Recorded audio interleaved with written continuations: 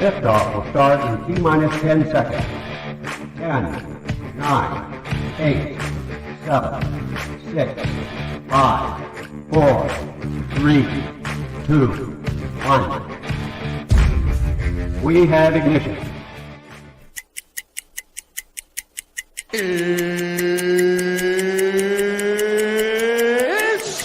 time! 17 seconds from Game 7 or from championship number 6. Jordan open. Chicago with the lead. Michael got a piece of it. It comes off. The Chicago Bulls have won their 6th NBA championship. Tying run at second, 2 out. Palmero over the head of Jenks.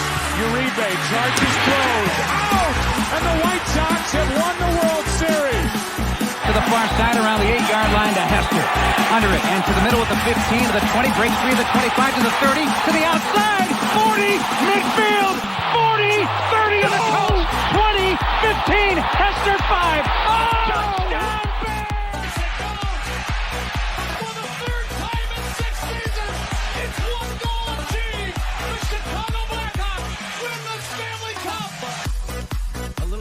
Slowly toward Bryant. He will glove it in front of Rizzo.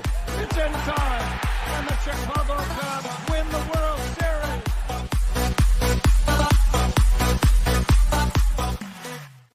What up, what up, what up? Welcome to Shawn and Maya in the morning on this TGI Mickey Ficky Friday. It's the weekend, baby. And I'm your boy, the SuperBack, Shawn Sierra. And I am fired up. Thanks for tuning in. If you're watching us on Facebook Live, well, then I guess you found us on Facebook. And if you're not following us on Facebook, what? Listen. Go to Facebook, type in Sports Zone Chicago, click the like button, and now you're following Sports Zone Chicago. Simple. But wait, there's more. Go to the show's page. Go to Shawn and Maya in the morning, like that page as well. So not only will you be following Sports Zone Chicago, but you'll be following Shawn and Maya in the morning as well. If you're watching us on our YouTube channel, excellent. And if you're not subscribed to our YouTube channel, for real, come on, listen, go to YouTube, type in Sports Zone Chicago, click the subscribe button. It's free 99. You don't got to worry about it. All right. But also click the notification button. That's the little bell that's right next to it. And that'll let you know anytime a show from Sports Zone Chicago is going live. Get it? Got it? Good. Now, if you're watching us on our mobile app, yeah, baby, yeah. But if you didn't know we have a mobile app, come on, man.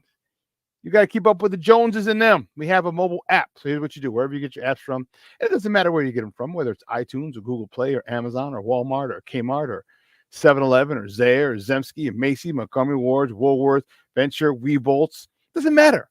All right. You go there, you type in Sports Zone Chicago, you download it, take us with you on the go. So not only do you get Shawn and Maya in the morning 3 days a week, not only do you get our other live shows throughout the week, and not only are they archived there like they are on Facebook and YouTube, but I'll tell you what, we give you a slew. And I mean a slew of articles thanks to my man Clarence Council III. Big up to Clarence for keeping you abreast of all articles Chicago sports related.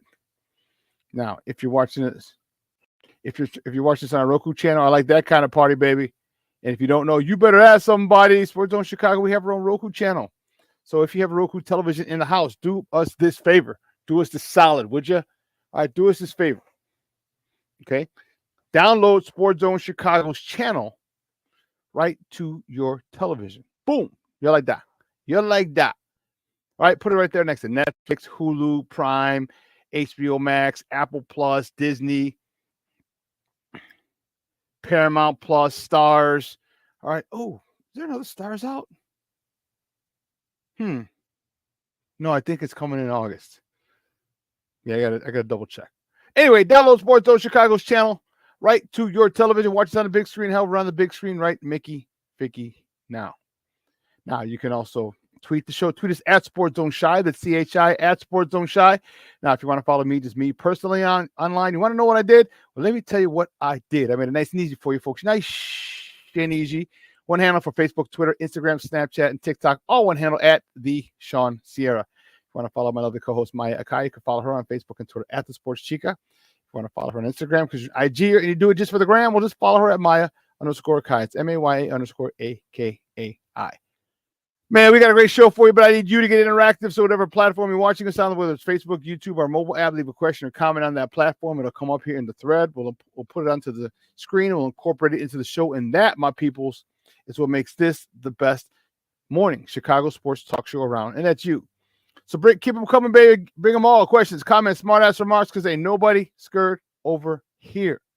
Like The Rock said, baby, don't sing it. Just bring it. Let's see who we have in the chat today, because the chat is jumping. Patty, Lana. Patty, happy TGI Mickey Ficky Friday. You switched to Mickey Ficky and you could do it your way. Happy Mickey Ficky TGI Friday. Okay. What up, Patty?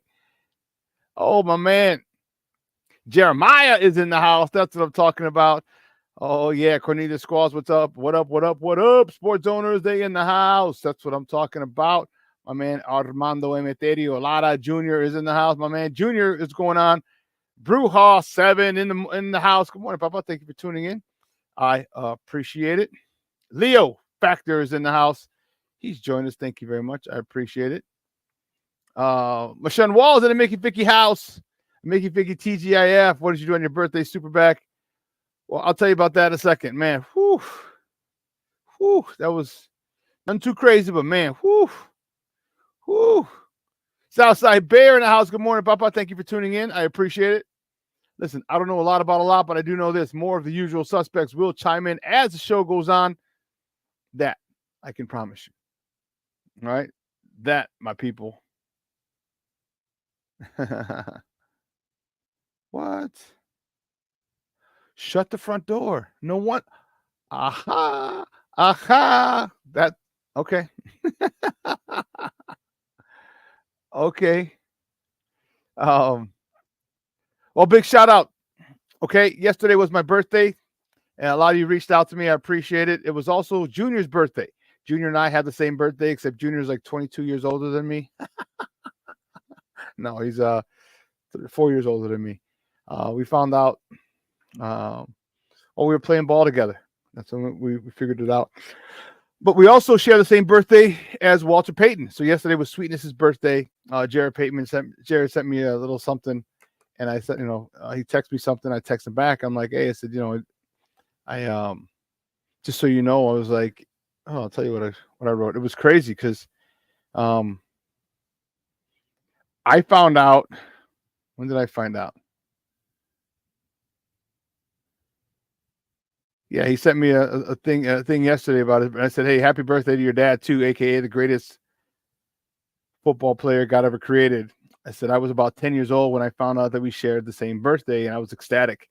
And then from that point on, I tried to carry myself like him on and off the field. I tried to carry myself like him on and off the field from that day forward.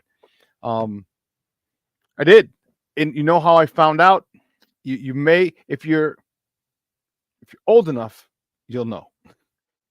Shell used to give out cups. Obviously they were partnering with the Bears back then, but they had player cups. So it was a big, like a 32 ounce or maybe a 24 ounce. I don't know, but it was a big cup, and it had a Bear player on it, depending on whatever cup you got. They had a number of different Bear players, and it had their height, their weight, the college they went to, but also had the birth date on it. And when I saw it, I'll never forget. So my mom was, I remember it like it was yesterday. It was cold outside, but my mom was pumping gas. So I had to be younger than 10. She was pumping gas, even though this wasn't a full service gas station. Now, if any of you guys remember full service gas stations, you're old as dirt, just like me, but I digress. So she was pumping gas, and I rolled down the window and I was like, Mom. And she was like, What, Mom? And she's like, What do you want? You had to roll down the window. There wasn't too many electric windows back then. I said, oh my God, Mom, me and Walter Payton have the same birthday.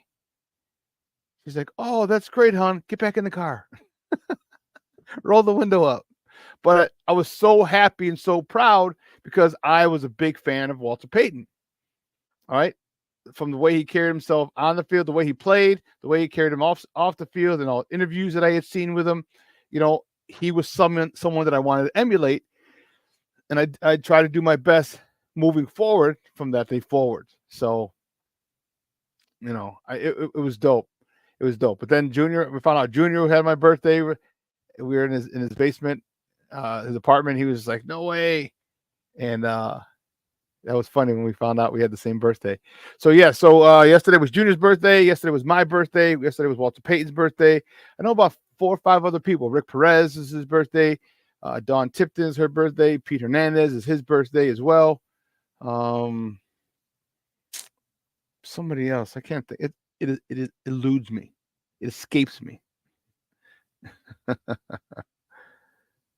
Oh, no way.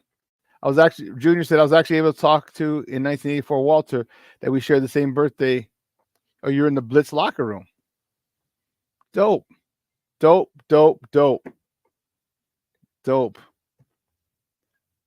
So I went and got a workout in yesterday at CrossFit Warehouse. And man, let me tell you something. It was whew. It was a good one. So I just did Wednesday's workout yesterday. I didn't go, so I switched days. And one of my friends was like, "Oh, are you coming on your birthday?" And I didn't know if I was gonna go. But I ended up going, so I got a good workout in. The workout for yesterday was 75 snatches from the ground. It wasn't even hang snatches, which would have been much easier as far as rhythm and timing. And so my friend, after 75 snatches, there's your boy.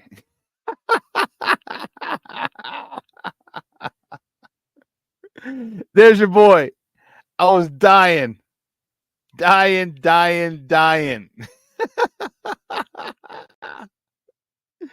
Oh, that was insane.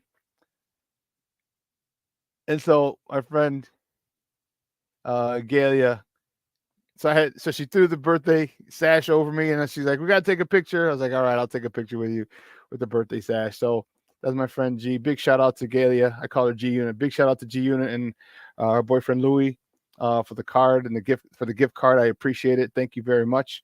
Here, let me take this off. Thank you, G. Thank you, G Unit and Louis. I appreciate the card and the gift card that you gave me. Appreciate it mucho. So it's a great day at CrossFit. And then I went to and then afterwards, last night, I went out to dinner. One of the guys that goes to CrossFit with me is a chef, and he has 2 restaurants. I'm like, oh, and so we talked about it. I found out about 3 weeks ago, something like that. Yeah, about 3 weeks ago, and yeah, it was dope. I was like, oh, that's cool, man. There we go. And he's like, yeah. I said, my birthday's coming up. I'm thinking about doing something. He's like, well, just let me know.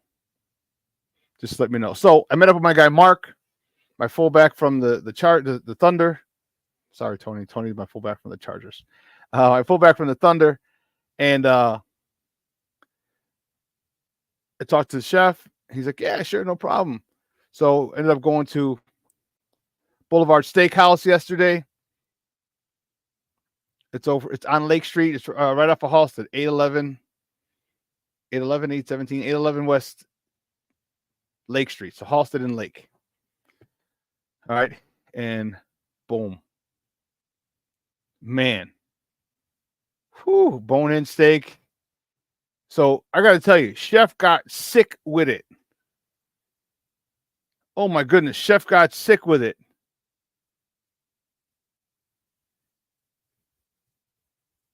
Oh, come on, let me know. Chef got sick with it, so he gave us an extra appetizer. He gave us an extra side, and he gave us donuts, a dessert. So he gave us shrimp cocktail because we ordered crab cake, and he gave us shrimp cocktail compliment for our birthday. Then we ordered the mashed potatoes and the mac and cheese. He gave us the not Brussels sprouts, the stuff on the right. I can't even think of it. Anyway, and then he gave us dessert. We weren't even going to eat dessert. And the lady said, "Oh, you want dessert?" We said, "No." She goes, "Well, what would you want if you were?" I said, "We're too full, man. I'm full." And she's I said, "Oh, let me get the cake." And I would have got the cake. And Mark's like, "Yeah, I would have got this brownie." And then she comes back with the brownie. So big shout out to our guy. Big shout out to my guy Joe Flam, who owns Boulevard Steakhouse. He also owns Rosemary, which is right around the corner. He's right around the corner, and yeah.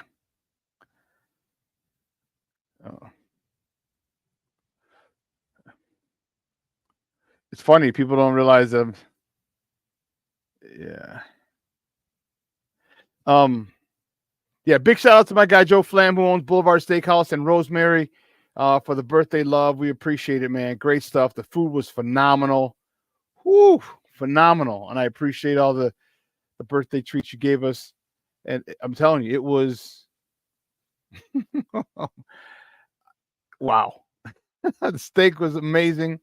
So that's what I did on my birthday. Holy cow, was it awesome.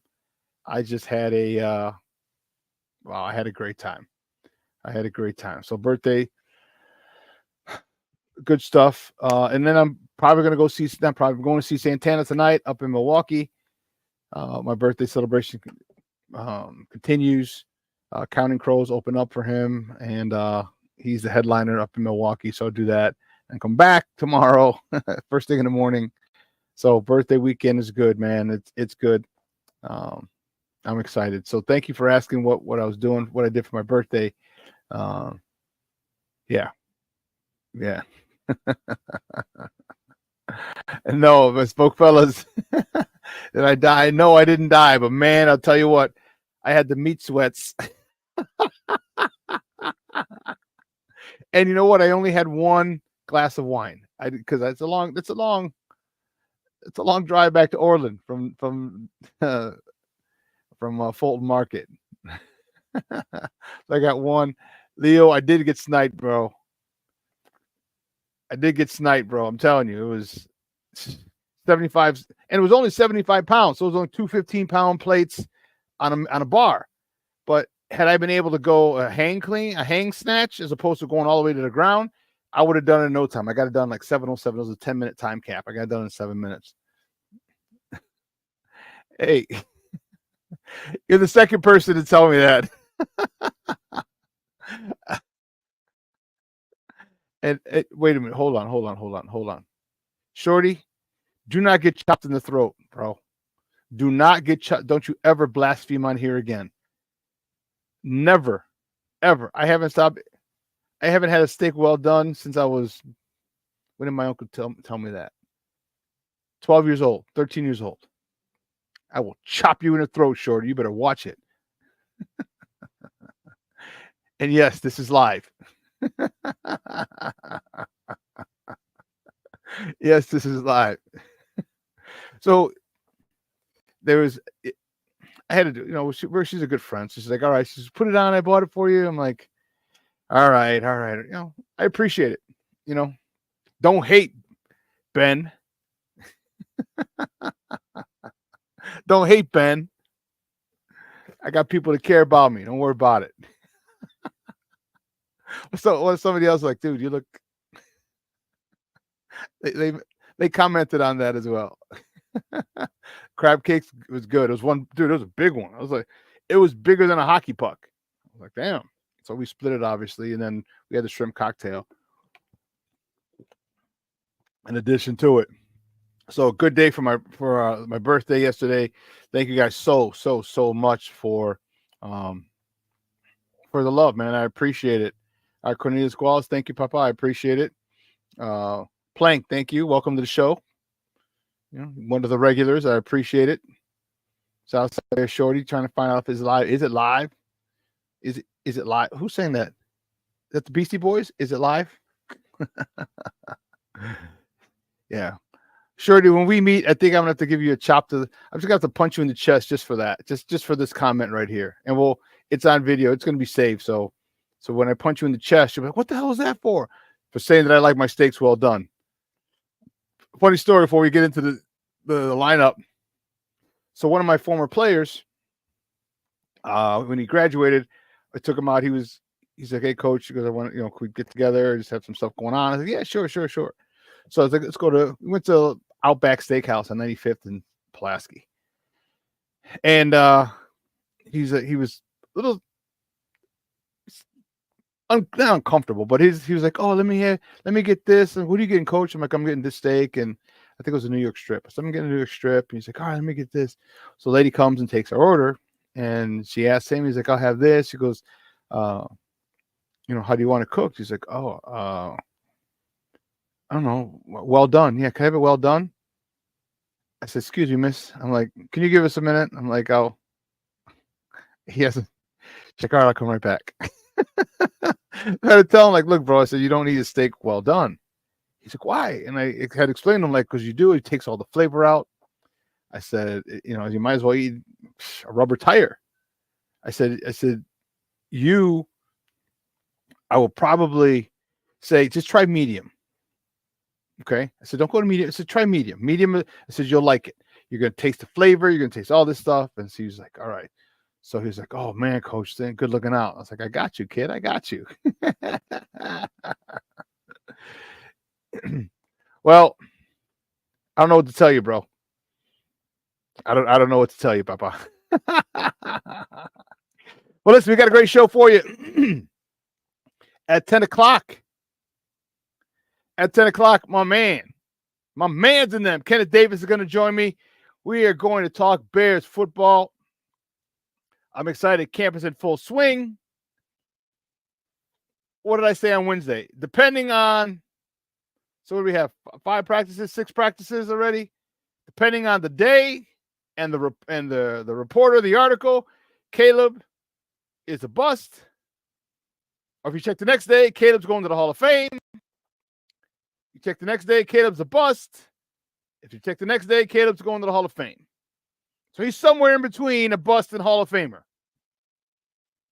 after 6 non-padded practices.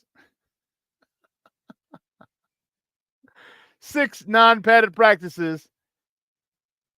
We have determined that Caleb is somewhere between a bust and a Hall of Famer. He's somewhere in the middle. I love Bears media. I love it. Like, do you know what you're seeing? Do you understand? Don't get me started. But listen, here's what we're going to do. We're going to take a quick break. And what, Cornelius? I remember I ate so much prime rib on prom because nobody liked it rare. What? Rare? Was it still mooing? Jesus Christ. King Booker World checking in, baby. Thank you, Papa. I appreciate it. Thank you for tuning in. Rare.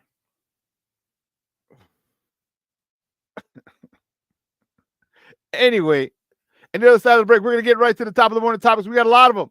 But also, my man Ken Davis is going to join us at the top of the hour at 10 o'clock. So don't go anywhere, folks. Keep it locked right here. Shawn and Maya in the morning on Sports Zone Chicago.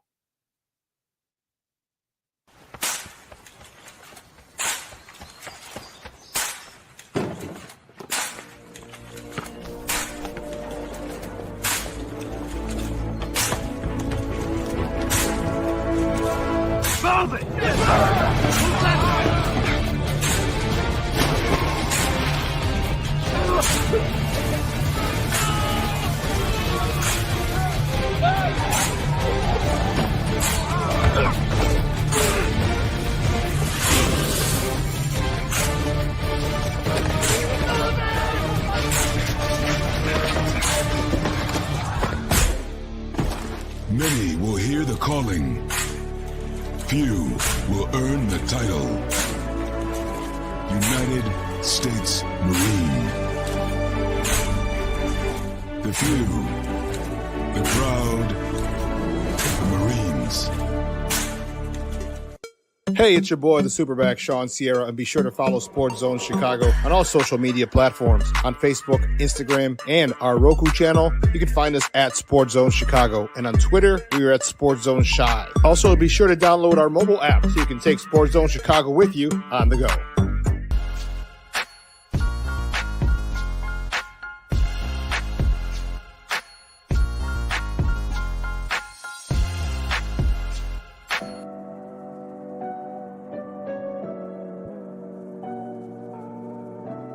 How do you take care of your mind health? For my mental health, I meditate in the mornings. I have my dogs. They're the best. I just find ways that help me just relax. Finding things that make me happy, like being close to my family. I meditate a lot and read books. I have hobbies outside of the game. I'm able to switch off. I'm able to turn my brain off from the game of basketball. Your mind health matters. Your mind health matters. We are looking for a few heroes, mentors, trailblazers, innovators. A passion to change lives. Spark curiosity, open hearts, and awaken minds. Help students answer the question, who am I? This could be your calling, but this is no job. It's the journey of a lifetime. Be a hero. Be a teacher. Mental health and learning disorders don't discriminate. 17 million children and adolescents in the United States live with disorders like anxiety, depression, ADHD, and dyslexia. Less than half get the help they need to thrive. Help the Child Mind Institute change these children's lives. Visit childmind.org.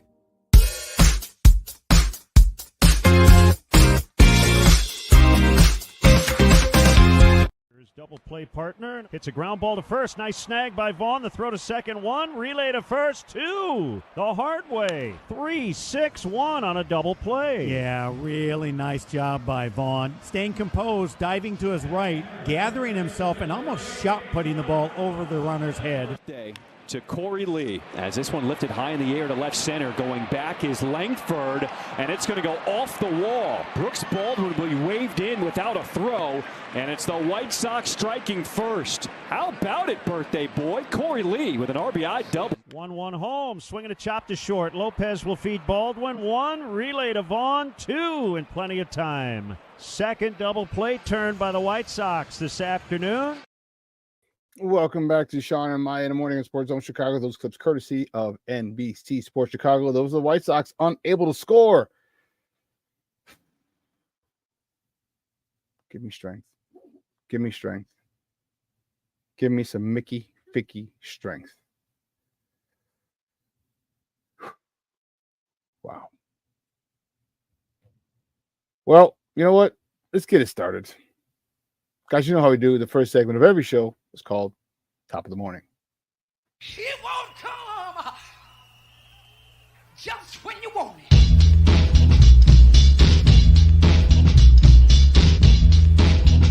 Top of the morning to you. Top of the morning to you. Top of the morning to you. First top of the morning topic, man. We saw it already. Lord have mercy.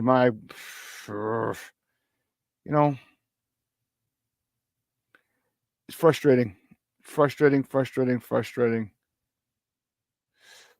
My White Sox fall to the Texas Rangers 2-1 for their 11th straight loss. Cannon was on a bump. He got the loss. He's 1-5. All right, he went 6 innings, 8 hits, 2 earned runs, 2 walks, and a punch out. Quality start right there for him. Corey Lee was 1 for 3 with a double. His second, you saw that on the highlights, his 10th of the year.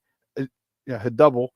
His 10th, driving in his 26th RBI of the season. And Gavin Sheets was 1 for 2.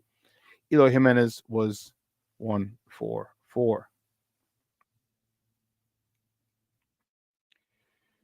So the White Sox, they come home. They leave Texas, and they come home to host the Seattle Mariners tonight. First pitch is at 7:10 p.m. Central Time. You can catch that game on NBC Sports Chicago or listen to it on their flagship station, AM 1000. George Kirby's on the bump for Seattle. He's 7-7 with a 3.20 ERA going up against Drew Thorpe, the youngster, who's on a bump for the good guys. He's 3-1 with a 3.03 ERA. It's embarrassing what's going on. I've said that before. I'll say it again. It's embarrassing. It's embarrassing. All right, we're en route to the worst record in baseball. We got to come through with a couple of wins. Give me a 2 or 3 game win streak. You know? Yes. And then you're right, King Booker World. Dylan Cease throws a no-hitter yesterday. No-hitter for Dylan Cease. Second pitcher in Padres history to throw no-hitter. Man, it's tough to see, and all because of one decision, the Tony La Russa hire set this franchise back years. Years.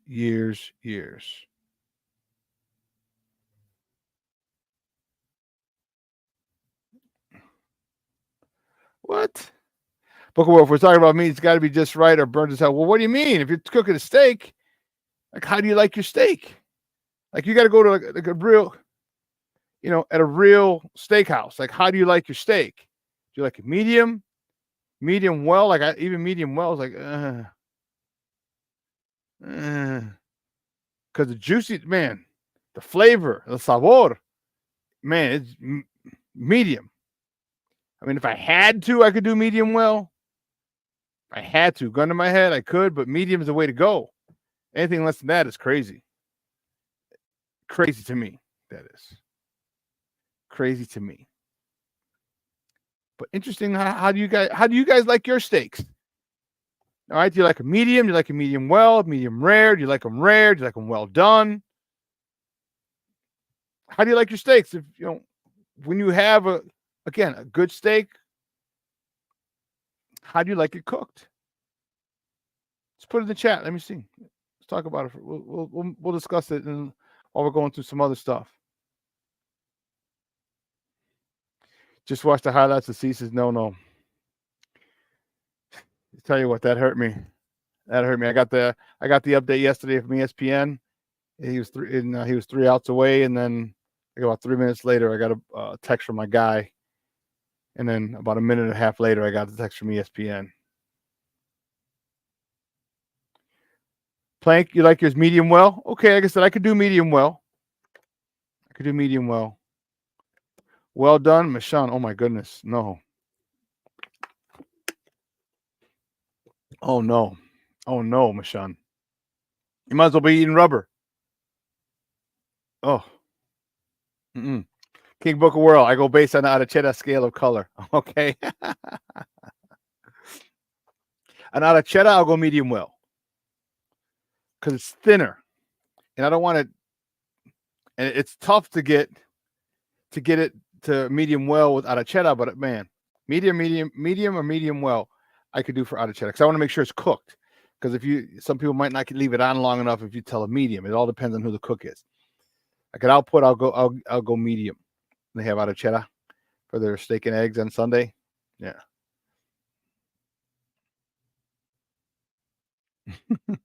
Bruja, you eat it rare? Oh, goodness gracious, great ball of fire. Oh, Junior, I don't want to eat my steak while it still has a pulse. Yeah, but you don't have to eat. It doesn't have to be burnt and have to be rubber either. I'm telling you.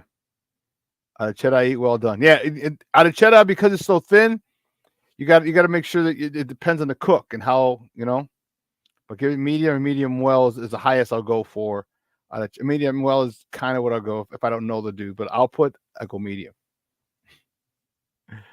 Oh man. Anyway, let's get back to it. The next top of the morning topic. The Cubs travel to Kansas City for a weekend set with the Royals today. First pitch is at 7 tonight. First pitch is at 7:10 p.m. Central Time.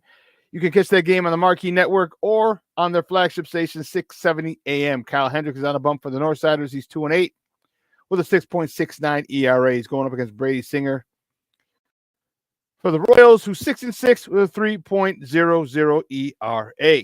We talked about it on Wednesday. The Cubs, they had the same record going into the All-Star break last year as they did this year. Right? They missed the game. They missed the playoffs, the wild card. No, the play-in's only in basketball. Sorry. They missed the wild card by a game, I believe, last season. And so what you got to do is you figure you got to go on a run. All right, they were super close to making the playoffs last year, and I think they kind of felt they can do the same this year. Well, I don't know. I don't know if they can do that. They're not doing a good job of. I mean, if they're waiting for a run, they better start like yesterday or 2 days ago. because you keep falling. You keep losing. You lost to the Brewers. Again, like time is now. There's literally no time to waste. All right, the Cubs are 11 back. All right, they're 49-55. All right. Wow. This is wow. 49-55, last in the division. They better do something. They better get it going like now. And I'm looking at the White Sox record, and I saw yesterday in the newspaper 50 games under 500.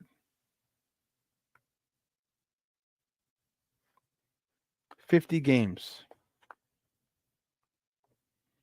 The White Sox are 78-27. They were 77-27 yesterday. 50 games under 500. All right, don't get me. I'm ready. Don't even. So the Cubs, you can check them out tonight. Marquee Network. Listen to them on 670 The Score. And there was talk yesterday that the United Center owners, who planned their $7 billion renovation of the West Side, they're expected to begin to break ground in spring of 2025. All right, here's some of the renderings from the 1901 project. They call it. That's the address of the United Center. It used to be 1900 West Madison, but it was across the street. But now it's 1901. They said they're anticipating breaking ground, beginning construction on this project in spring of 2025. And we talked about they haven't asked for any money. They haven't asked for public funding. Nothing. That's insane. That's pretty crazy. Here's another rendering of how it's going to look. This is the side of it. This is the north side of. So right where that is right there, that's a parking lot. That's a parking lot right there. That's where they hold the Windy City Smokeout. So, they own quite a few parking lots in and around the United Center, and I think they want to buy some more land as well. But they're going to make it mixed use, mixed income housing and a whole bunch of other stuff, and a music hall. Here's some parks. And then here's a music hall that they're going to have, like another venue. Remember I was saying, like, how many more freaking music venues do we need? How many more concerts do we need? Like, Lord have mercy. You're killing me, Smalls. You're killing me. I don't know. But quick, man, with springtime, 2025. Okay. Good luck. Speaking of construction, the Sky. Man, oh man, they're doing it. The Sky have just announced that they are going to build a $38 million practice facility in Bedford Park. So my question is this: are they building one there, or are they taking over the Wintrust Arena and making that their own? But it says $38 million. I guess I should have read the article this morning. I didn't get a chance to. By Annie Costable in the Chicago Sun-Times.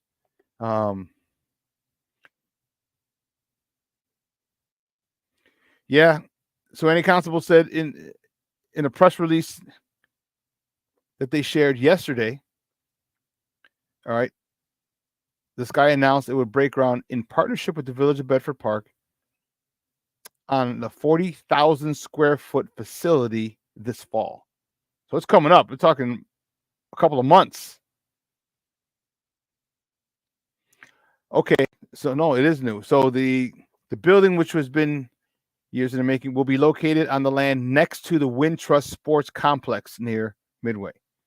I mean, this will be a quarter mile away from Midway, because it's going to be on 65th Street. It's going to be in Midway ends on 63rd. So literally a quarter mile away from the airport.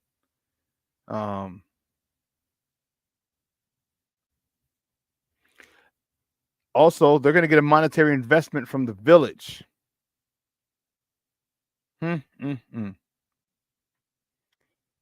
So this is important. 40,000 square foot, because this is one of the reasons why Kalia Copper left. All right. They're tired, they're pro athletes. They want to have their own facility. They don't want to have to share with anybody. They don't want to have to, share ice time with anybody. I mean, it's crazy. The Sky will join the 8, and according to the article by Annie Costable, the Sky will join the Las Vegas Aces, the Seattle Storm, and the Phoenix Mercury as the only franchise with individual practice facility. But there's going to be a third of the Mercury's and just over half of the Storm's $64 million facility. Seattle got a $64 million facility. The Aces facility in Nevada costs $40 million to build. So ours is going to be $38 million. All right. The Aces is a 64,000 square foot space, and the Storms is 50,000 square feet, and the Mercury's is 58,000 square feet. Ours is going to be 40,000 square feet. So it'll be the smallest of them all. Okay. But, and what Annie goes on to say in her article, what the heck did I just do? What Annie goes on to say in her article, it said, what is not debatable is the impact this will have on the Sky in free agency. News of the facility immediately puts the Sky a step above the Dream, Sparks, the Wings, and Sun teams operating without practice facilities in terms of player experience. So imagine had they done this, Kalia Copper might have still been here. But then again, we wouldn't have Camila Cardoso either. So everything happens for a reason, but now we have, when it's free agent time, free agents are going to take a long, hard look at Chicago. So the other question that I have, if that's where their practice facility is, where are they going to live? Where would you live? There are a couple. See, because you're not in the city. I mean, you're not downtown. Like, you're on the southwest side. You're by Midway. All right. And these girls are young. You're going to want to explore the city, but you also want to stay close to your practice facility as well. So there's a conundrum. I know along that industrial road, 65th Street, where the north side of 65th Street is Chicago, all the way to Harlem. The south side of it is Bedford Park, and that's where the facility is going to be. So you're literally, you cross the street, you're back in Chicago. So I know there's a lot of townhomes over there, so maybe the girls will rent those, or maybe even buy those if any become available. But where do they live? I mean, getting out of the city, out of downtown, won't be too bad. Taking I-55 to either to Central or to, you probably go to Cicero or to Harlem, depending on how far west they live to get in and out of the city. So just logistics, But it's no rumors. No. The Bulls are staying there. No. They're staying on Madison. Yep. The house that Chi-Town Barbie built. I wouldn't go that far, but they just put up the salt shed. Well, the salt shed was there. They just redid it off of the Kennedy. They just redid it. Man.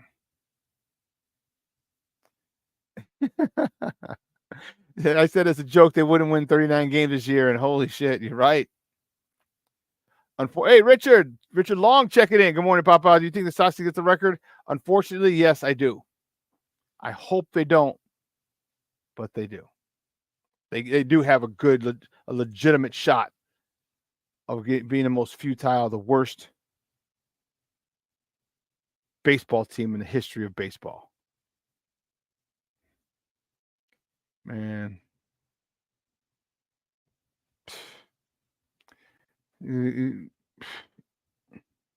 Got me all set.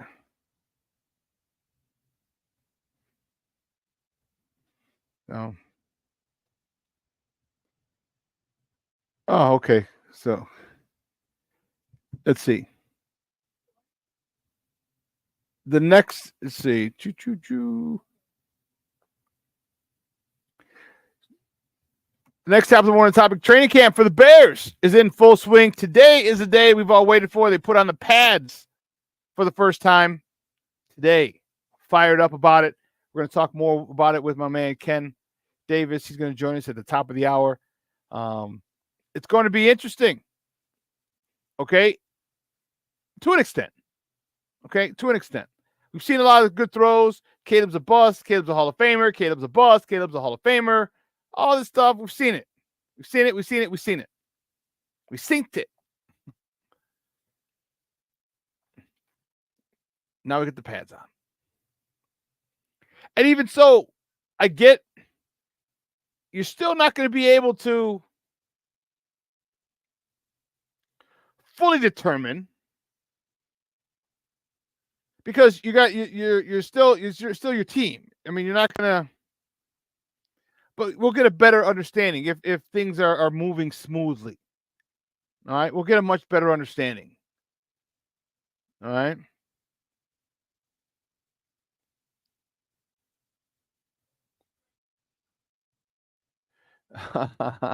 Yeah. I'm excited. All right. I'm excited, especially after seeing, my man Justin got reps with the first team yesterday in Pittsburgh or in Pittsburgh's camp. I sent Junior and his son Mondo were on a thread, a text thread. Picture of that, and things are going crazy. I'm like, oh my goodness. Because at the end of the day, I'm still a Fields guy. I'm a Chicago Bears guy first, but I'm still a Fields guy. I'm not going to change that.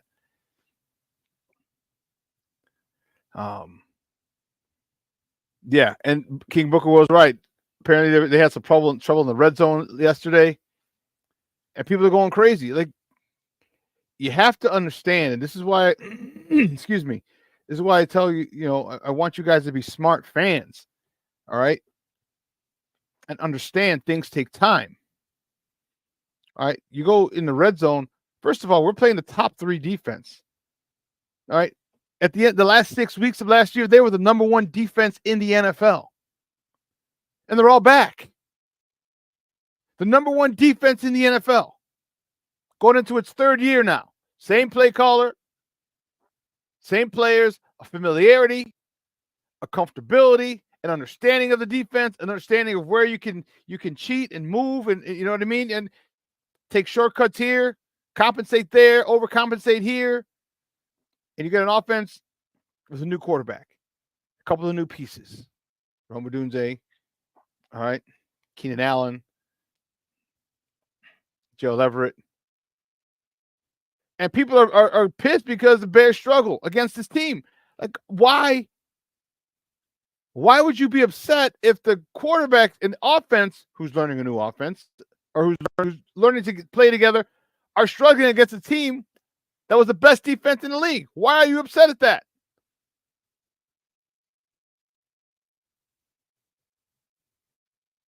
Why are you upset at that? Why? I don't understand why people are. You're in a situation where this defense better be taking advantage of him. They better be teaching him with no mercy, because the next 17, 18 weeks, 17 games, no one's going to give a damn. No one's going to give him any mercy.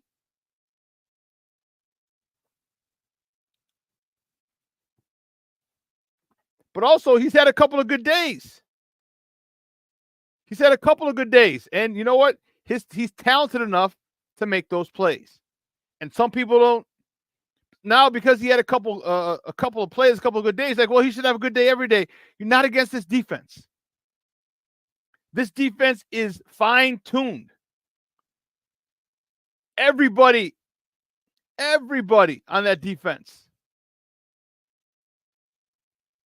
is in the same spot they were last year and comfortable. It's no different. Put you Put you in your job. Look at your job, the job that you're at now. When you first started, how far along were you 1 year later? How far were you? Completely different, weren't you? That's this defense. This is the third year. Kyler Gordon, Jaquan Brisker's third year. The first full offseason for Montez Sweat with this team after playing with this team. So he already has chemistry. Now he's got an offseason with this team to fully understand Coach Eberflus and his philosophy. Jalen Johnson is in his third year in the same system after he got his money. And he's talking about he's got something to prove. You just got paid, Papa. That's the attitude you got to have. This guy didn't make first team All-Pro. I got something to shoot for. But people are getting crazy. You shall not pay. You're damn right, Richard. You're damn right.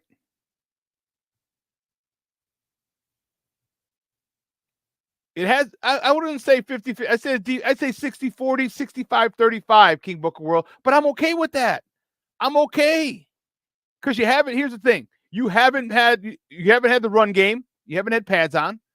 How's that going to work? All right, the offensive line is, it's been pretty much 7-on-7.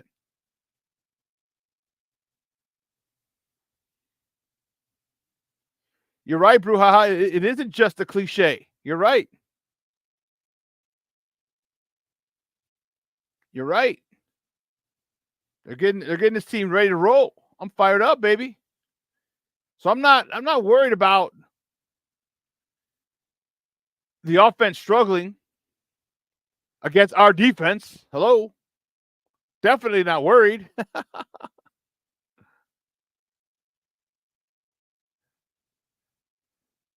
And one of the other things here, new Bears safety Jonathan Owens. This is the story a while ago, and I meant to talk about it, and I was like, let me mention it anyway. He'd been granted permission by the team to miss camp.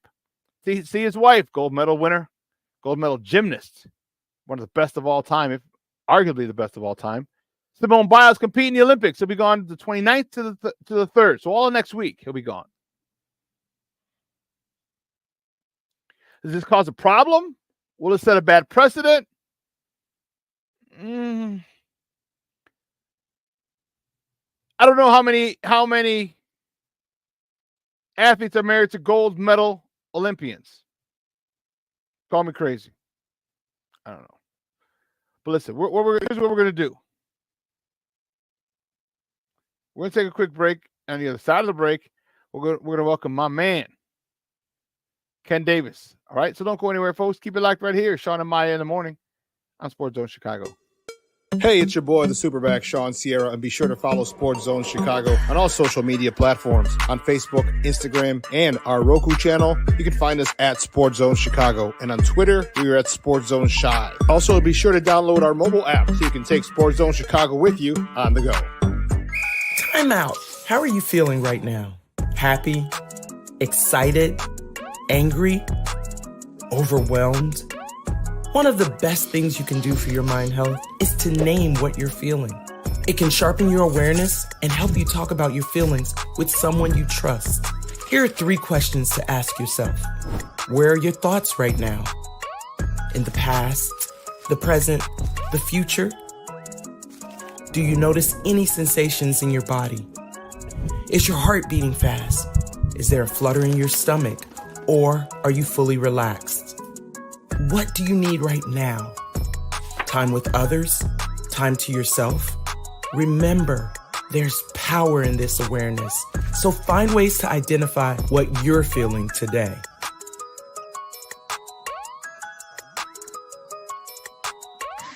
Hi, guys. Hey. Hi, Megan. Hey, Jessica. Megan, you're a tramp. Ryan Fitch told me you guys made out. Everybody knows. He said your breath smells like garbage. And he almost puked. He says you're the most desperate girl he knows, besides your mom. How many boyfriends does she have anyway? Lots? Your makeup makes you look like a clown. That zit is huge, zit face.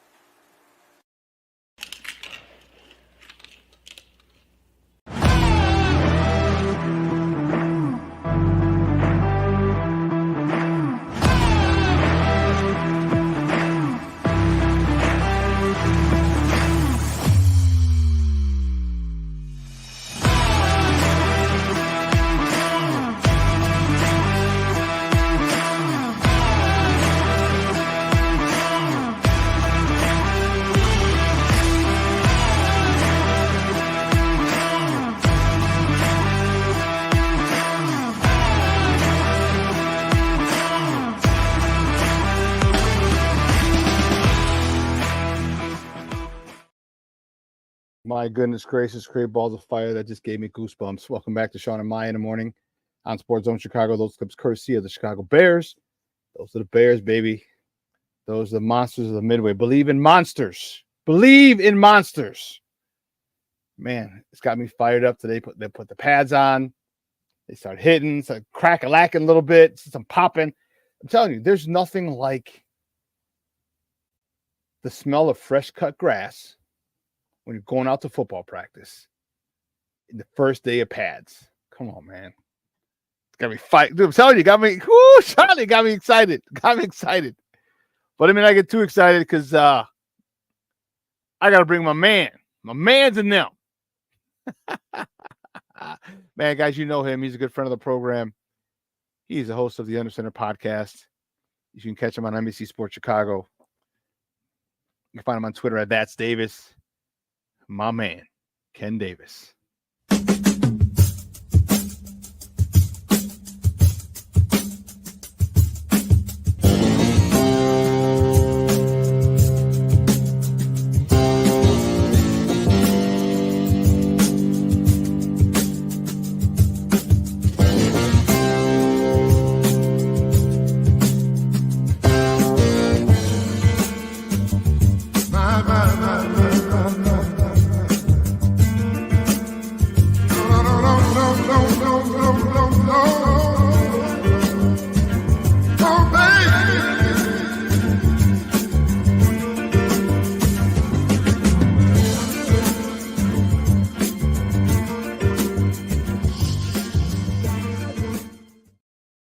Man, what up, kid?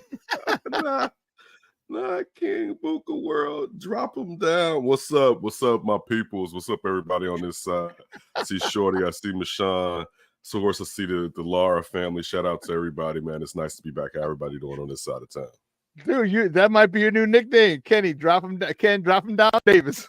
Too old for drop them down. Back in my day, too old for that. Awesome. Hey, first and foremost, happy belated birthday, bro, because yours is the day before mine. So happy belated birthday to you too, my guy. Yours is the same day as my younger brothers. We didn't this year, next year we have to get back up and do something on our birthdays. Yeah, because that's what happened when the baseball team isn't good. I'm saying we gotta do something like this, bro.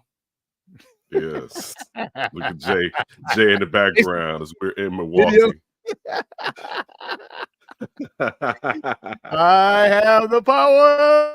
Oh yeah, man. Great night right there. Great night. I feel a dead body. It was a great night. I thought to say dead people and everything. Dead people and everything. We brought Chicago to Milwaukee. I see dead people. And take those Chicagoans nowhere. Dead bodies start popping up. Oh my goodness gracious, that was one hell of a night, man. You're making me cry, dude. Stop. You're making me cry. Everybody for the birthday wishes. Man, we're finally, all right. Finally, all right. Pads are coming on. And I said it earlier in the show. Is depending on what day you listen to Sports Talk Radio or read an article and who the writer was, Caleb's a bust, or Caleb belongs in the Hall of Fame. So you see it's safe to say he's somewhere in the middle of those. People were pissy about the game yesterday, the red zone. I think anybody that's too far over the moon, pump your brakes. And I think anybody that's still it's murky dismal, they don't have to be on board. He has to prove them wrong. You know what I'm saying? I'm not even going to bash him. He still has to come to the pros and prove people that he can play at the highest level. I think he'll be able to, but he still has to do it. I think we've heard enough good stuff coming out of camp. I try not to do a comparison with how it was going last year with how it was going this year because they didn't have the weapons that they have this year. So it wouldn't be fair to be like, yo, how many balls were sitting the ground? How did they operate here and there? But on the flip side of it, that's a good defense. And yeah, this is the thing about now. One, we'll find out about the young quarterback. I'm more interested to see what those trenches is talking about, to be honest with you. That's why it's pad time for me. Because now let's find out if these quote unquote sacks that was off of speed with guys not really doing anything with pads on, how many of those was real? But let's also find out how good this offensive line can block, because that's going to tell us a whole lot about a whole lot. But I think Caleb would be fine. But also we got to find out about Shane Waldron with this young quarterback and how he's going to call plays. Now, we know he's a professional, but we haven't seen it here, and we haven't seen him do it with a rookie. You know, we've seen him do it with veteran guys, regardless how you feel about Geno. Geno had been in the league forever. You know that Russ had been in the league forever. Now, because that's going to help his job as far as his next move. So, I mean, with me, I take everything with a grain of salt because I'll say this. I think some people want to be right, so they hype it all up like everything that Caleb does is good because they want to come out on the side of right. To me, it's not as important. I think they made a wise decision, and I think that they'll be fine to be true. The accuracy is there. When's the last time the Bears have had an accurate quarterback? Like, let's just start right. And that's not a Justin dig. I mean, go back and tell me when's the last time when we talked about one of our quarterbacks and accuracy was one of the things that you was leading with when you were describing them. I'll go with Justin, but a lot of times the anticipation, those that people complain about, I go definitely Cuddy. Cuddy didn't set his feet. Cuddy didn't set his feet. No, he didn't. But he had that arm talent.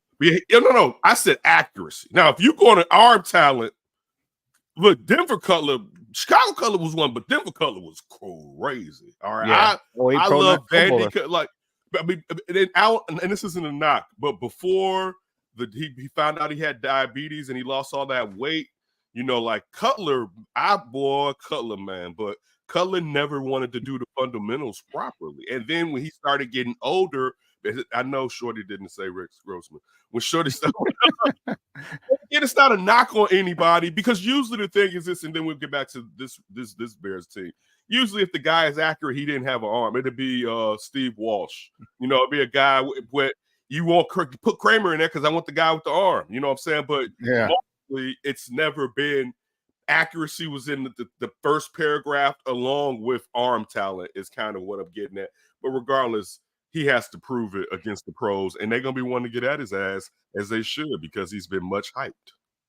They should, and not just because he's much hype, but he's their quarterback. So, you know, we're gonna put you through the fire, man, because I need to know when we're on the sideline that you got the balls, you got the gusto to take this team down.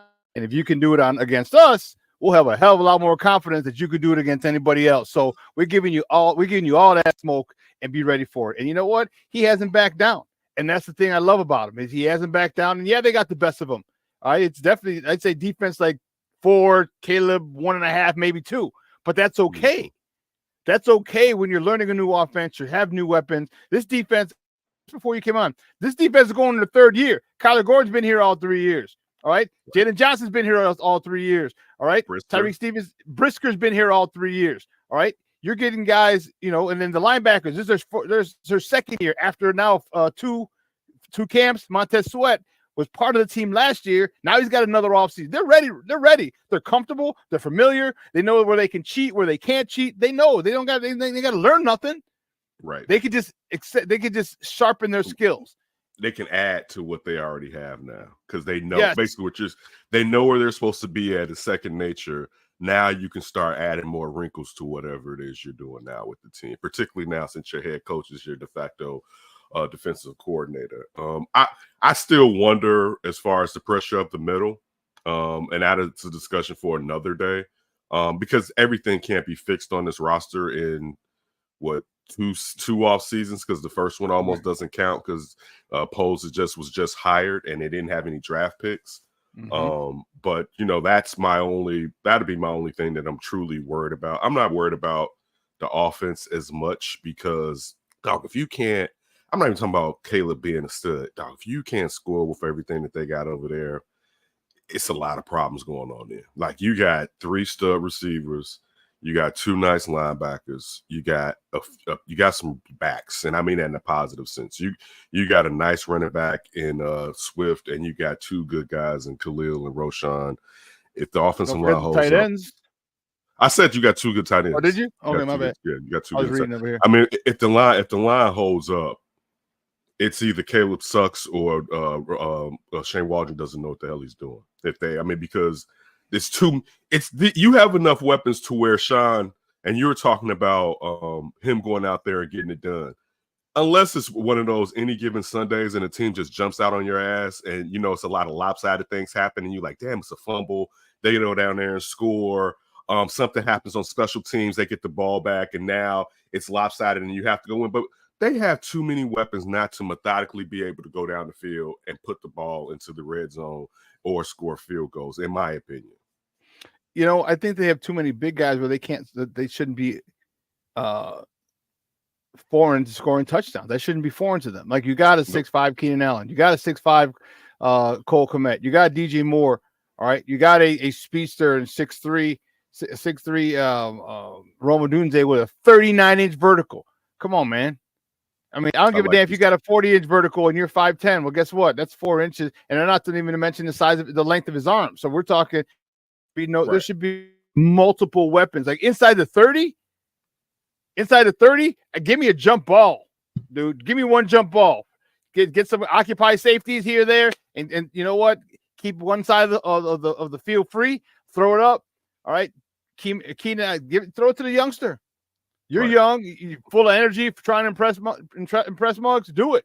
All right, now give me some TD. So I'm excited about it, and I'm really looking forward to the red zone, which maybe that's why everybody was so upset yesterday when they had problems scoring in the red zone, which, again, I'm okay with it. Because if Keenan was scoring, if Caleb was shredding his defense in the red zone, I'd be really pissed. It'd be a problem.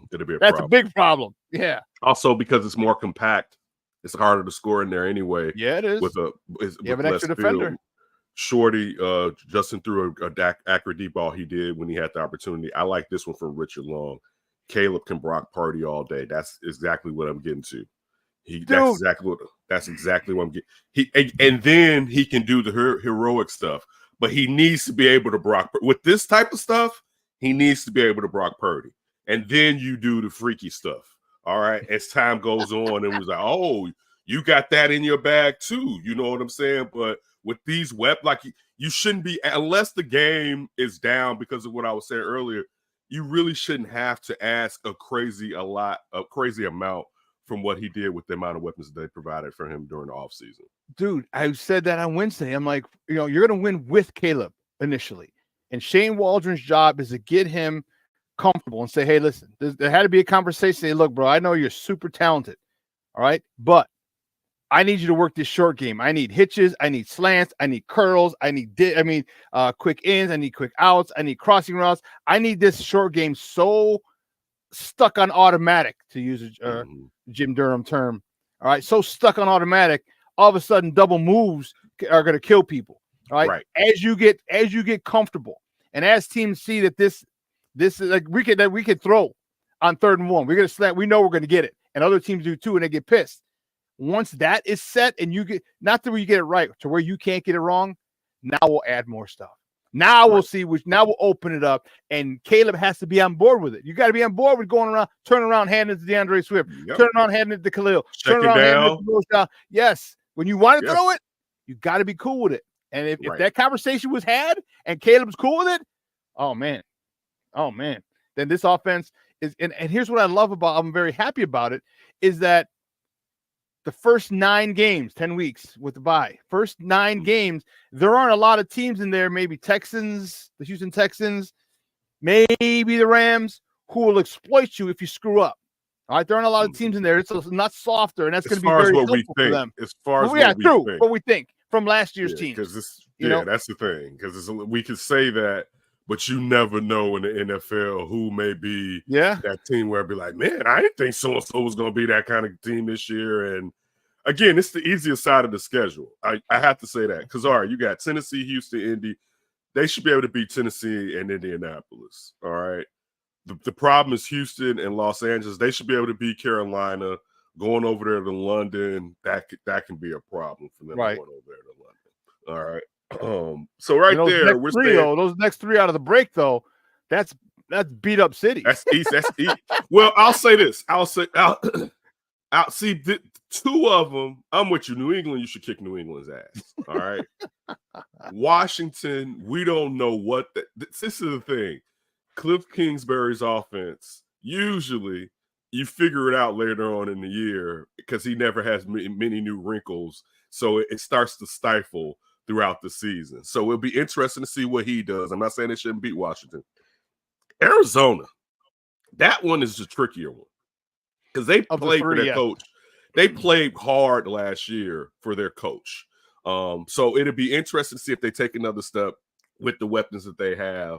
That one, it wouldn't surprise me if they lost to Arizona, because also they're just not going to be world beaters every week. And the thing we was talking about, pressure, they also got to have pressure. You got a head coach that doesn't like the blitz. We saw that he did blitz.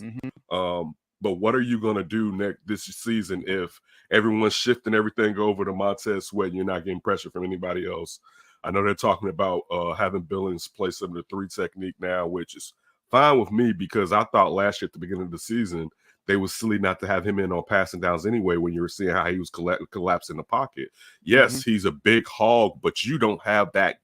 You may not have that guy. I hope Gervon Dexter is that young man. I think they're putting a lot on his plate right now because if he's not successful, where's the pressure coming from? Yeah. But that's where if you were like list your concerns, probably offense clicking would be number 2, pressuring the quarterback.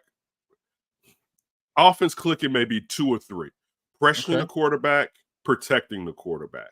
Or it may be pressuring the quarterback, offense clicking, then protecting the quarterback. It'd be somewhere those 2, the second 2 and 3 will be, you could flip. The first one is pressure. The first one is pressure, man, because people now see what he, and I mean, Matt Eberflus, they see what he likes. They see what when he's pulling the trigger, what his tendencies are.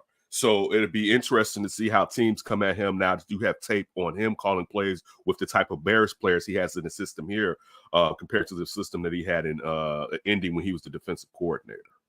Yeah, and that's going to be, and I hope Gervon looks good. He looks the part. He came in slimmer.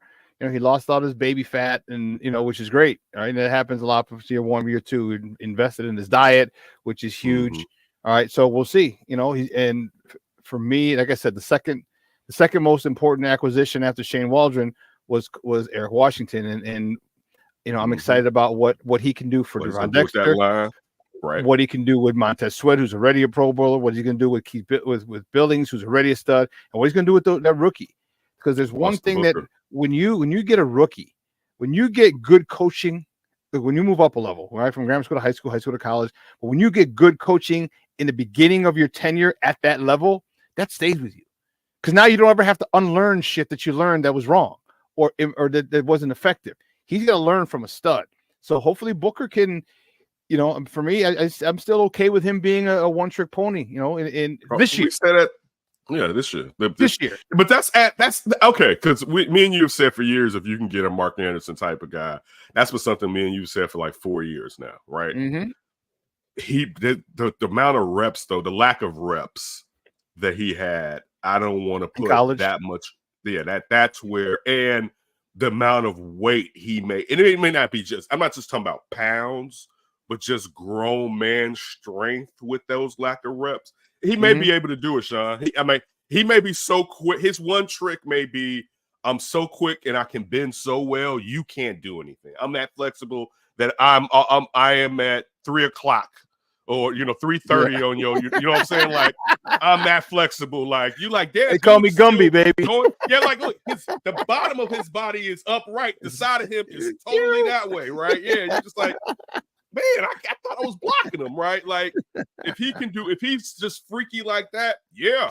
You got a guy out there on third, clearly passing down, that long distance downs, put him out there. And again, I'm not trying to knock them because I don't think we thought this team would be this talented, quote unquote. I'm talking about on paper, everybody. They have to go out and play games.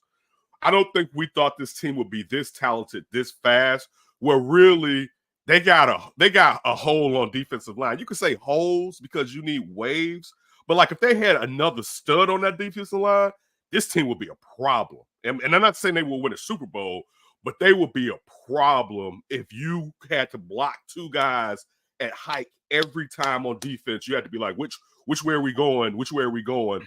That would be, particularly when you look at passing wise, how good they are from linebackers and DBs. Like they have pressure, man. And again, the thing is this too, and I'll say this and I'll stop. They need to make sure they get that situation straight. I know a lot of these guys are young, talking about the defensive backfield, but defenses get old really fast. They're not offenses. Offenses, a quarterback and a good receiver can last 8 to 10 years. DBs, man, you may have about 5.5 hot years out of them, and I'm pushing that half a little bit. You know what I'm saying? Because the toll that it takes on you playing defense. You know what I'm saying? It's not, reaction is different from I know where I'm going. You know what I'm saying? When I'm reacting and tackling, I'm just not reacting. I got to react and get you to the ground. You know what I'm saying? That's where you get hurt. You know what I'm saying? Compared to an offense, dog, I know, all right, I'm running it out. I'm going to get you right. I'm going, like, it's different. So that, to me, make sure you take advantage of having one of the best defensive backfields, in my opinion, in the NFL right now. If Brisker is healthy and performs well, I think Byard's going to be nice. I'm always going to have a place in my heart for Bojack, because very few players have come back the way that he came back. I don't care how anybody feels about him. Most guys in the scenario that he was in Chicago would have quit. And so for him to do what he did and then his body betrayed him, I have no ill wills towards him. But that defensive backfield, I mean, to me, and I'll ask you this, I was on with Aaron Heron last week. He had me on. He asked me a good question. I want to say this on Under Center. I'm going to say it this upcoming episode. Out of defensive backs this year, Shawn, who do you think will take the biggest step out of the defensive backfield?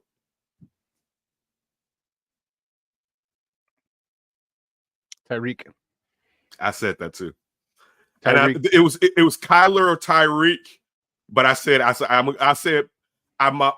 heart wants to say Kyler, but I said Tyreek. I think it's Tyreek. I mean, seeing how he finished out, and also think about how many passes are going to go in his direction until he proves people wrong. Bingo. You know, like that's the thing. Exactly. We already know JJ. They're not going. If they don't have to, they're not going Jalen Johnson's way. I think it's Tyreek Stevenson. If you got two nice cornerbacks, a nice nickel guy, and you got your safeties are now interchangeable compared to somebody like preferring to play deep. Now it can be like, yo, you could come up, you can trick teams into not knowing your tendency now, because they know, even though, look, it wasn't pretty. There was a lot of nice shoestring tackles that Eddie Jackson had up at the box, where guys would have took that bad boy 20 yards down the field, and it didn't look nice, but he got there. He got that ankle real quick. Yeah. But I think that their defensive backfield is really nice, and if they can provide a lot of pressure, man, we haven't even talked about, and I'll say this too, we haven't talked about turnovers a lot. And that, like, when we talk about this offense, we don't talk about how many more opportunities they may be able to get with the defensive players that they have on this team. If this defense, because I don't think they've seen what it can be. I know it got hot last year when it's healthy, because you had Eddie Jackson out last year, and how many turnovers they may be able to get consistently. And we know turnovers go up and down season to season. But when you're this talent-laden as they are, from linebackers to DBs, and talking about again in the passing game, I think, man, they're going to get a lot of chances at turnover balls and a lot of chances for the offense to get back out there and score. You know, one of the things I'm really disappointed at the dedication, or I should say the attempts at turnovers. Like whenever we got, because I'm going back to the 2006 team, all right? God forbid you get Peanut and one-on-one with a dude. You know that punch is coming. You know when. You know when, if it's going to be a quick boop, or if you're going to whine, you know what I mean? Or you got Urlacher ripping the ball. Like they had turnovers. They had a good amount of turnovers, and most of them were interceptions. Not a lot of them were forced fumbles, which I want more of those, because when you as a ball carrier, when you're like, oh shit, I have to cover the ball with two hands. It takes away, one, it causes you to think, which slows you down. But two, it takes away from your natural ability to play, and now you got the cavalry coming. All right. So I would love to see more of that. Remember, Peanut got trucked a couple times, like boop, park that ball out. Yep. He's on his back, but that ball's going the opposite way. And here comes the cavalry. I want to see a more concerted effort of punching that ball out, of ripping that ball out.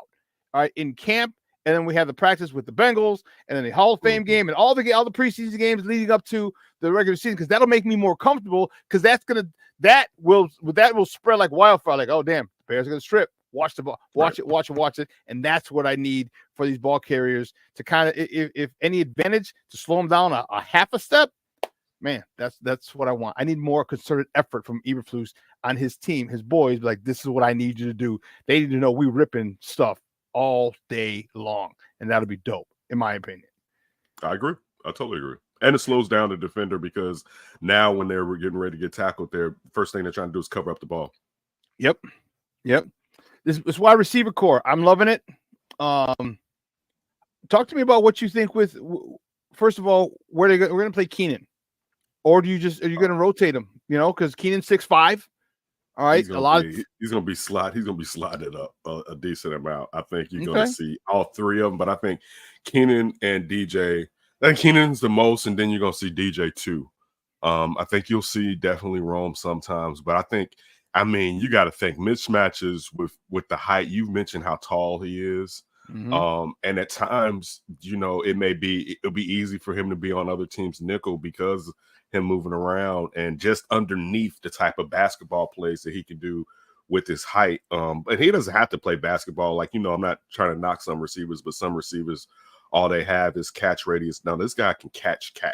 Yeah. You know what I'm saying? So, I mean, I think the receiving core, this is the best receiving on paper. Let me say that again, because they haven't been played. So I'm not going to disrespect no former Bears teams that went out there on the field and did anything. On paper, this is the best core, because just off of names, they're 3 deep. We've had it where they've had nice tandems. I mean, at receiver, you know, when you think about Alshon, when you think about Martellus Bennett, and you're thinking about Brandon. You know, that trio, but again, that's 2 receivers and a tight end. And then they had Zach Miller before Zach Miller got hurt, and he started flashing as that kind of guy that you can have. But this 3, and I mean the youngest one, first of all, they all seemingly have good minds of them. But man, Rome, he's different.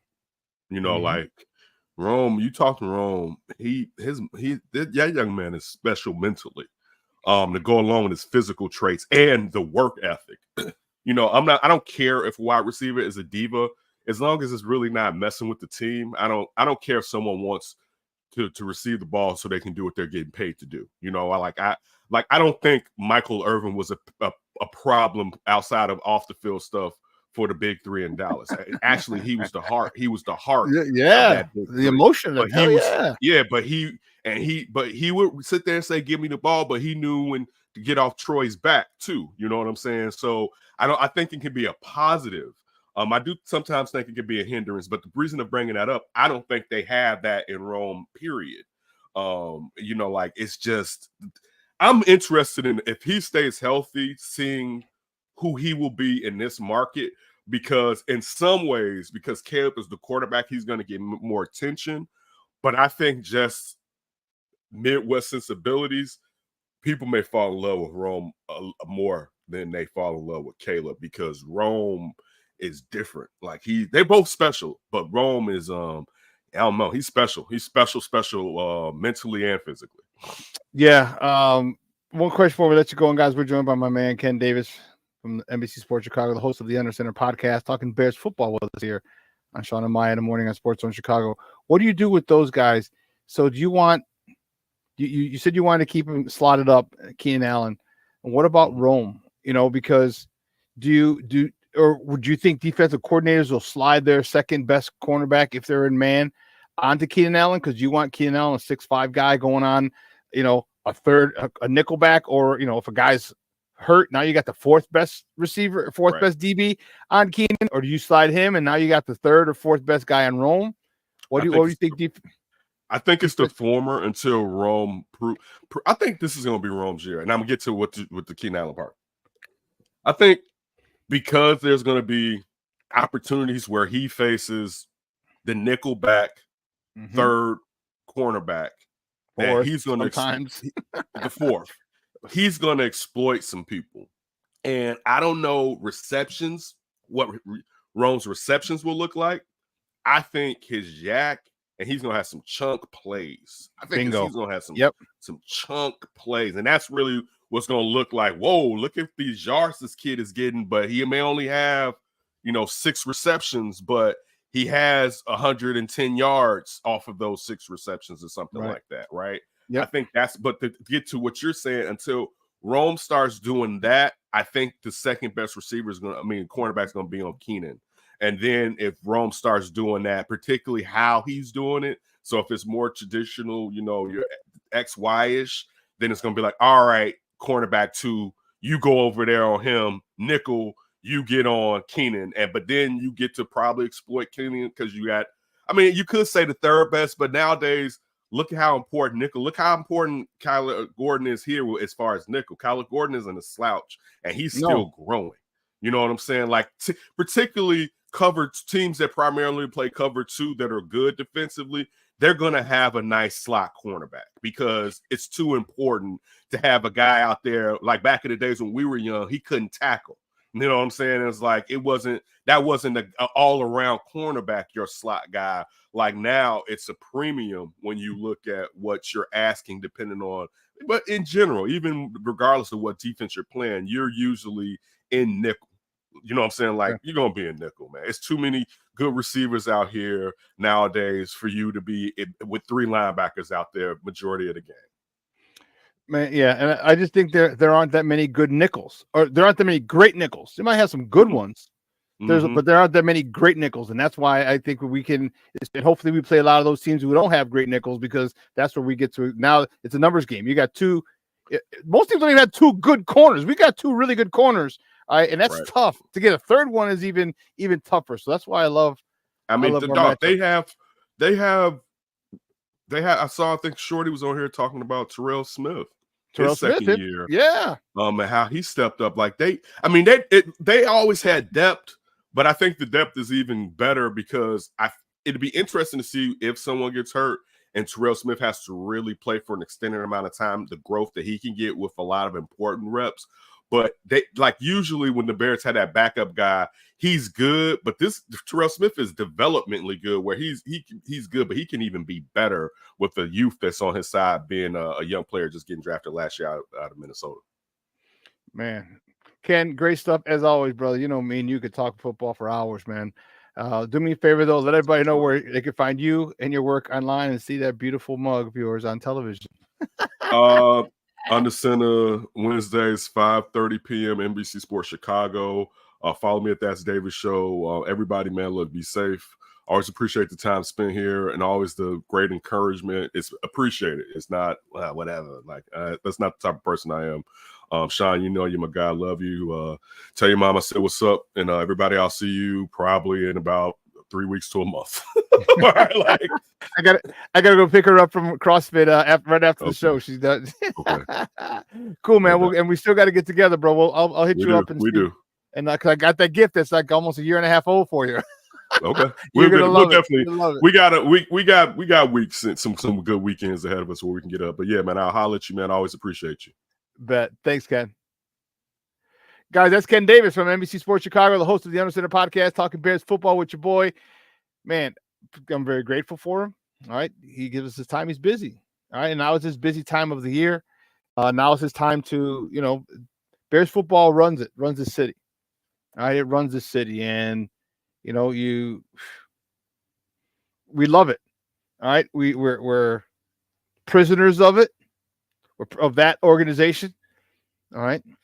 We're passionate about that organization more so than any other teams. And not saying we're not passionate about other teams. Cub fans are passionate about your Cubs. Sox fans are passionate about the Sox. Bulls fans. All right, but this Bears team, the passion for this team is unparalleled. All right. It's unparalleled. And maybe because of the short amount of the small number of games, but for whatever reason, it is. And I love it. All right, football is an emotional sport. I played it for 30 years of my life, coached for 17 years. All right. I've got almost 50 seasons of football in me. All right. I love it. I get it. All right. But man, it's finally good to have all these expectations. And we've had them before. Okay, with Cutler back in 13. Okay, in 19 after the 2018 season when Mitch had a good season, we were expecting more. We had a lot of good vibes and good feel, a lot of anticipation.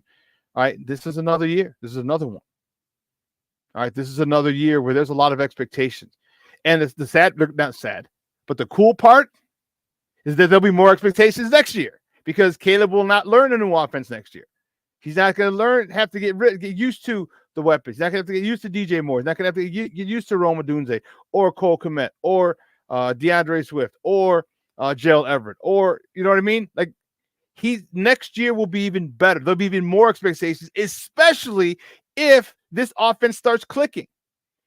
If Shane Waldron approaches this season the way I suggested, I mean, he's a multimillionaire coach. I'm not. But if he attacks this season the way I suggested, has a conversation with Caleb, say, hey, listen, we're not going to win because of you. We're going to win with you for the first 10 weeks of the season. All right. Or maybe even the first 6 games. So you get your feet settled. All right. Everything is slowing down. Okay. Those last 3 games, weeks 8, 9, and 10, will open it up.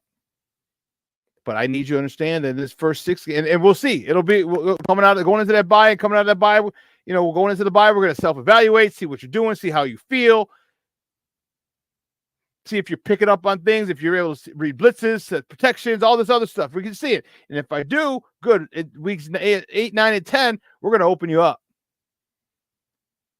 And if he's okay with that,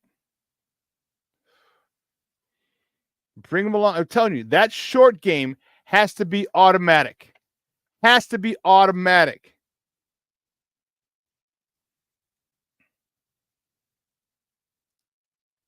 Off the dove, we average 33 points a game, dude. We're going to the NFC Championship game, Papa. We average 33 points a game. It's a lot of points to average. All right, we'll probably meet Philly or somebody in the NFC Championship game. I'm just saying. But that's what okay, combine your comment off the dub and this team holding teams to 28 points and under. You're damn right. That's going to be a real problem. And that's where the defense has to step up early. Defense has to say, look, for the first 6 weeks, 8 weeks, hell, first half of the season, or first 10 weeks of the season, 9 games. We'll make it nice. First 9 games, we have to play above. We got to carry this team, which is why I referred to and talked to Ken about I need to see more people punching that ball out. I need to see more people stripping that ball away. I need first person who gets there it holds them up. Second person gets the ball. That's the type of stuff that we need.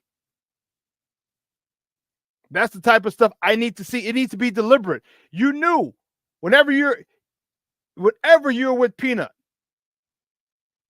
you had to cover that ball, protect that ball, because you knew damn well what was going to happen. Damn well. And it's not there yet with this team.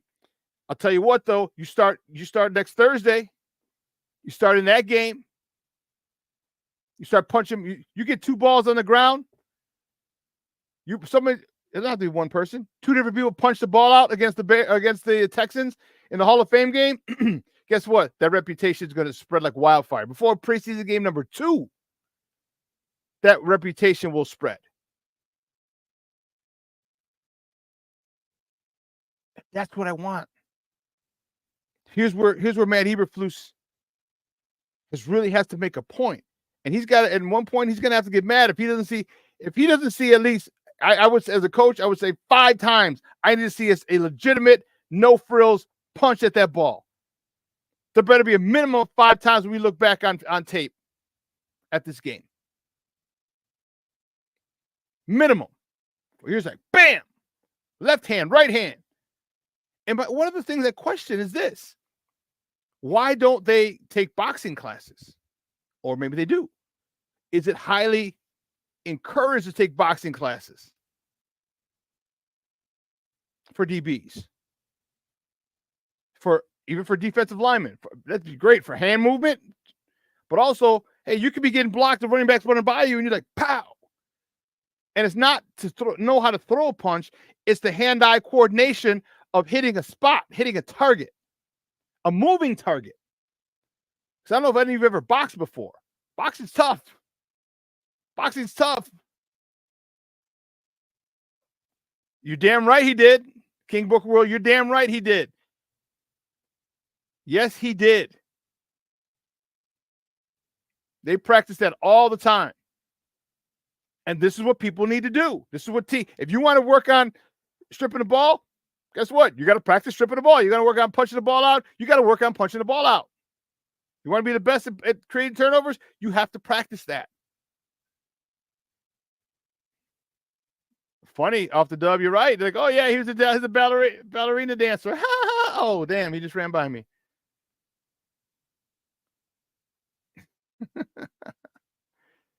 These are all the small things that make a championship team. Like if I'm Eberflus, I'm telling them take boxing classes. You got enough money? All right. Get a trainer, get a good boxing trainer. Boom, boom, boom, pow, pow. And you got to hit that I don't know what's called, the speed, not the speed bag, but the bag that moves. Boom, boom. So you got to get them under wow. All these things, like this is your livelihood. This is what's making you millions. This is what made Peanut Tillman millions. In addition to his ability to cover Charles Johnson, and Randy Moss, but that's another story. But you got to do the little things. What did I tell you? Coaching matters. What did I tell you? If you take care of all the little things, there are no big things.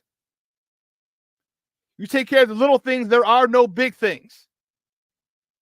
And this is where Eberflus has to get this team, especially the defense, in love with the process, in love with doing the little things. In love with it. Because you might be the last line of defense. The last DB. Everyone went one way. They faked everybody out. All right, because they're paid. Their offensive coordinators are paid too. Let's not get it twisted. And they'll get you sometimes. They'll get you just like you get them. You're the last line of defense. They get past you. It's a touchdown. Boop. Oh, snap. Ball went out. Guys going this way. Ball's going that way. Ball carrier's going this way. Ball's going that way. Guess what? The cavalry who were going to catch him if he freed up, now they got a chance at the ball. All these things. You know, I'm looking forward to that defense. I'm also looking forward to this offense. I'm looking forward to this run game. I'm looking forward to Nate Davis staying healthy. I'm looking forward to Tevinjenkins deciding, oh, you don't want to pay me and I got to bet on myself? No problem. Watch this. Tomorrow's price ain't going to be today's price. And I'd be happy with it. And, you know, I'll tell you who else would be happy with it. Ryan Poles. Ryan Poles will be happy if that's the case, because now you already know what you got. You know he's nasty. You know he's mean. You know he doesn't take plays off. Now you just need to know if he can stay healthy.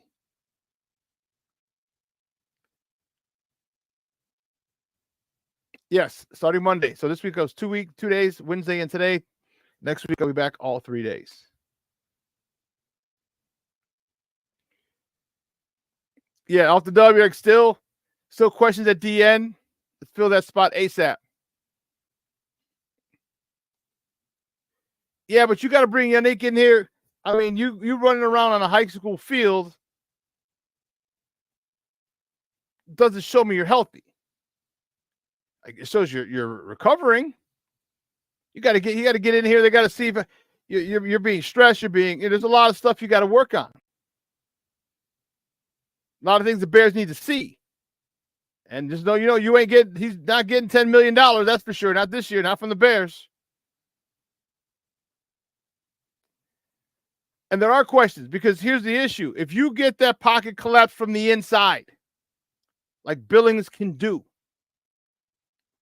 you're going to want to make sure that you get pressure from the edge, because now you can't step up. We talked about that. Quarterbacks, the one thing they hate is when the pocket collapses from the inside.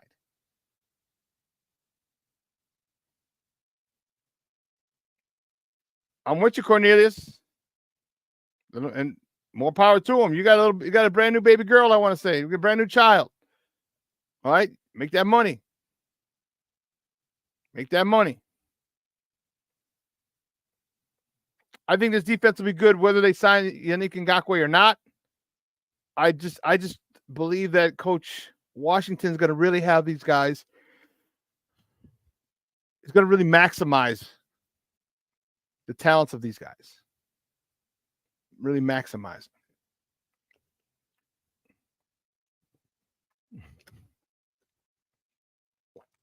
Shorty says, I want Tevin to be a Bear for life. I do too. I don't know how realistic that is, but I do too. He encompasses everything the city believes in: hard work, nastiness, more than willing to do the dirty work. Okay. I love it. You keep saying this. Excuse me, King Booker World, you keep saying it. So I'm going to have to remember, when it happens, if he becomes a staple or a productive member in that rotation, I'll give you mad credit, Papa.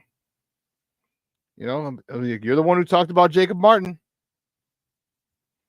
You're the one who was on him the whole time. No, he don't need to start. Unless he has a phenomenal camp, which is not out of the realm of possibility. But no, you got DeMarcus Walker out there. You're good. You got DeMarcus Walker, Billings, Dexter, Sweat. You don't need to start Booker. You don't need to start him. All right? You don't need to start him. I don't think you need to. It's not a situation where, okay. I think DeMarcus Walker will do just fine on that side. He'll be fine. So that's the cool part. Like I said, I told you guys, but also was telling Ken, man, Booker, you come in, you go get the quarterback. That's it. That's all I need you to do, Papa. Go get the quarterback. That's it. It's 3rd and 8. Go get the quarterback. All right? Go get the quarterback. You don't have any responsibility. Don't worry about the screens. Don't worry about the run, the draw. Don't worry. Go get the quarterback. It's 3rd and 8. It's passing down. Go get the quarterback. All right. Do what you've done well to this point. And if you don't think that him and DeMarcus Walker and Sweat have worked on various moves, all right, here's your move. Boom. Here's your counter move. Boom. Here's a second counter move to what an offensive lineman can do. All right, he can go speed rush, spin. Speed rush, spin, rip, got it. All right, we would work on that. I remember when I was a defensive coordinator. Man, we'd work on that with the D line. Speed, get off. And if we felt the guy was leaning too much or jumping or overplayed, boom, we'd spin. We'd club or we'd spin. Okay. But then we played some good tackles.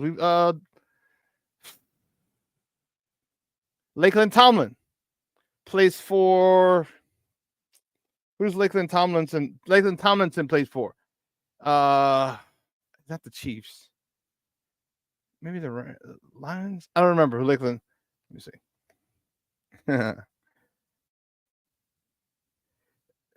Lakeland.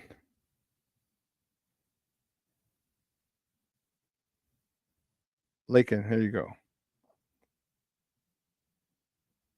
Seattle. Okay, who's Seattle? Yeah. He played at Lane Tech, so he was in our division for Curious. We played him twice. We had to get guys who able to get off of him. So work on a spin, work on a speed, then work on a spin, then work on the rip. All right, a club, rip, spin, rip. Because once you spin, all right, you're still in your momentum's kind of taking you the other way. If it's got to be a real tight spin, but he could just use that, boom, as an offensive lineman, which you got to rip. So you add, it's a progression. And if you don't think they're working on that with Austin Booker, you are crazy. You're crazy. Bruja 7, I hope he goes berserk on third down. We do. But the one thing we want to make sure is that we don't continue to not set the edge, which is why I think DeMarcus Walker starts. Why I think he starts. Lane's like, Hero Subs. For those of you who don't know, Hero Subs is a really famous spot across the street from Lane Tech that was frequented by the kids when they went there, but also by people. Like people would go there, after you graduated and you worked in the area. It's Hero Subs. I don't know. They put Kieran on a not gonna play list for a while, whatever. Yeah, they closed it. It was they closed Hero Subs, and that was a sad day for a lot of Lane Tech alumni. That was a very sad day. Yeah. I had it a couple times. They were good. They were good. They're good.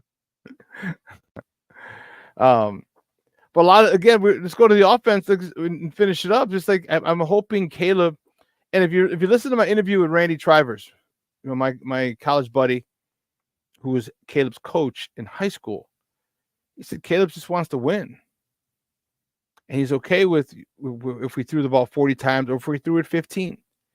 Said he just wants a W, and and Caleb has said that as well. And if that's his mentality, we're going to be in a really, really good spot. We're going to be in a really, really, really good spot. Because when you understand that there's steps to this, there's levels to this, and you say, okay, cool. It means he's embracing the process. So for me to be great, I have to go through this first step where they're going to win with me. I'm going to hand the ball off, short game. All right. Shorty said, I hope he has 300 yards and three tutties. You could have 300 yards and hit nothing but slants and curls, crossing routes, one or two chunk plays. Because the yak that DJ Moore has, you could throw him a hitch, you could throw him a slant. Remember the Washington game where Justin hits him, the cornerback bites, he tried to jump the route, he missed, 50-something yard touchdown. So Caleb can have those numbers, but a lot of them will be yak. And guess what? It doesn't matter. No one asked, well, how many were after the catch? Nobody gives a damn. You just look at the numbers. Well, he had 300 yards. But don't be disillusioned if he only has 230 yards and we win. See, I think part of the thing is everyone says, oh, we got to be 300. We got to be average 300 yards. We can need a 4,000-yard passer. We need this. We need that. We need this. No, you don't. We need to win the God-blessed game. That's what you need to do. Stop worrying about all the superfluous stuff and individual accolades and awards and stats. And focus on what this team needs. They're still growing. And they're still building that base. Once you get that base built and it's fortified,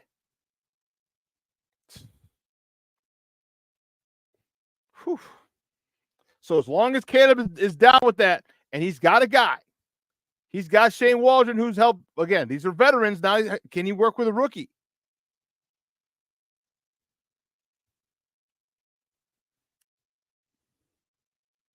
I hope so. I hope so. Because if he can't, I'm telling you, and it's like anything. It's always slower in the beginning.